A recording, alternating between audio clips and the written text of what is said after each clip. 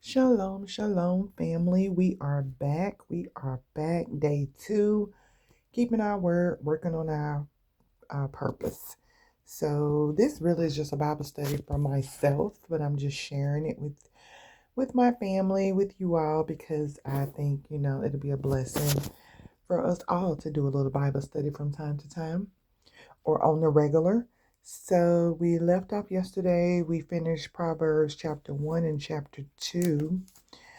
We didn't really do a review because, to be honest, it's kind of self explanatory.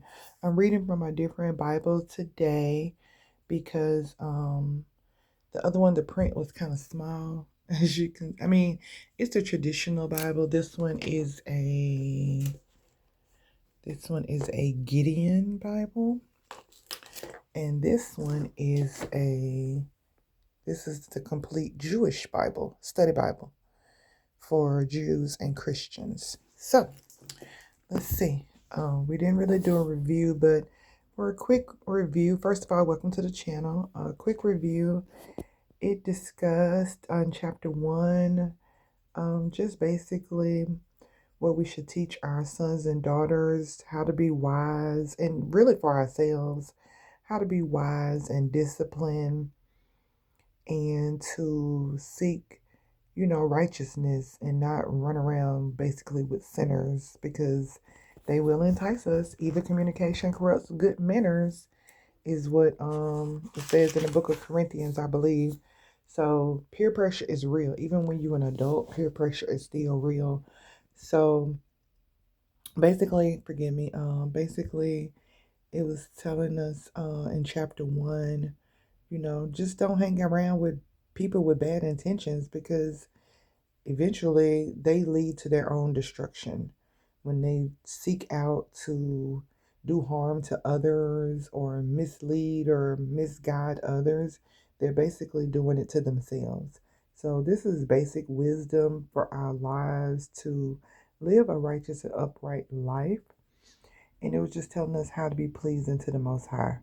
So, and then chapter 2, it discussed pretty much the same things about how to seek wisdom and seek understanding and and raise our voice to have discernment and seek these things out as a hidden treasure because the Most High, He blesses the wise, and the fools, they pretty much perish.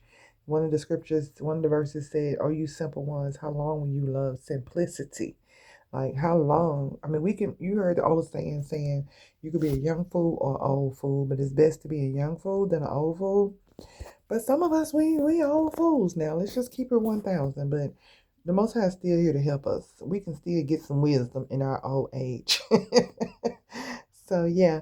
It talks about discretion, having discretion, and it'll preserve us, and how to really just hide knowledge and understanding in our heart, and it will pay off.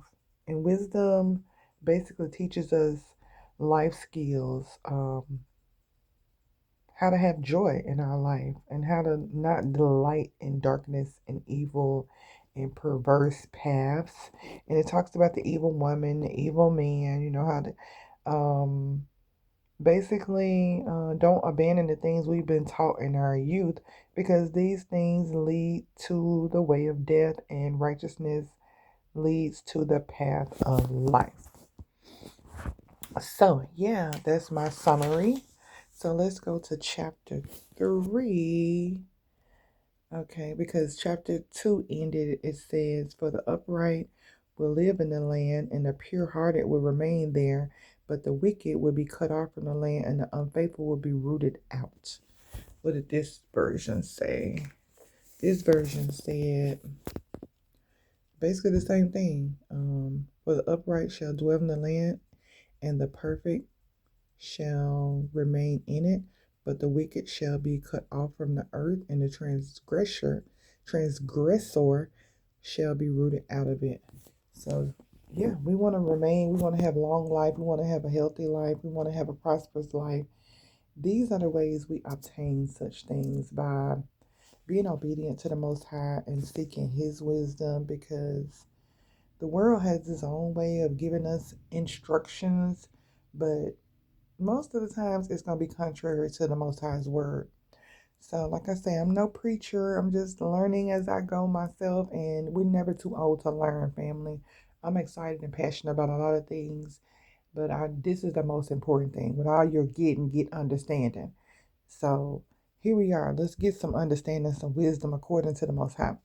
So, chapter 3, we're going to start off at verse 1, and it says, "My son, don't forget that my teachings. Keep my commandments in your heart." And this goes for a son or a daughter, a grown up or a child. So, my son, forget not the things that I taught you. Keep my commandments. I'm going to paraphrase. They will add to you many days of peace. Now, who don't want many days of peace in their life? So, do not let grace and truth leave you.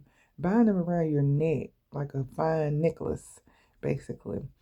Write them on the tablet of your heart.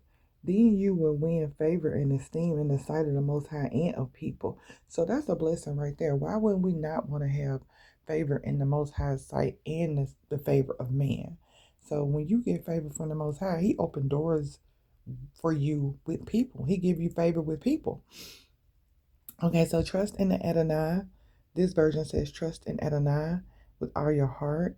Do not rely on your own understanding. Lean not to our own understanding, but in all our ways acknowledge him, and he will level our path. He will direct our paths. So basically, we want our footsteps to be ordered. So we have to acknowledge the Most High in all we do. Sometimes we set out to do things on our own, and then guess what?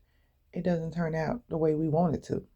So we're going to pause it right here and come right back. We pick up at verse 7.